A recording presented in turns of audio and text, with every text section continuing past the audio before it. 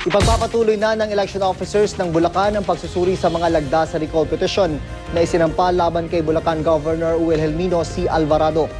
Kasunod yan ng pagbawi noong Biyernes ng Regional Trial Court Branch 83 sa temporary restraining order na inilabas noong March 11.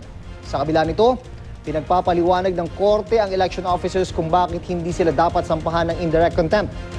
Ipinagpatuloy pa rin kasi nila ang verification ng mga lagda sa kabila ng TRO. Sagot naman ng Malolos election officer na si Attorney Julio Nicanor Ginto, sinusunod lang nila ang atas sa kanila ng Office of the Deputy Executive Director for Operations o ODEDO ng Commission on Elections na ituloy ang proseso.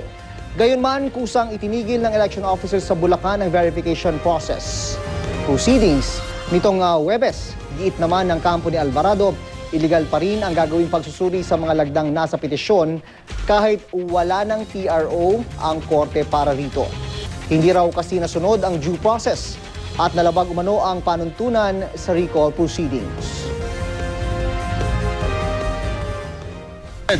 We were given 7 days to file our comment to the petition, and the other party, the petitioner, was given 3 days to file the reply.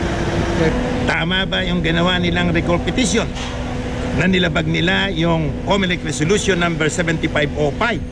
Yung publication, mali. Yung posting, mali.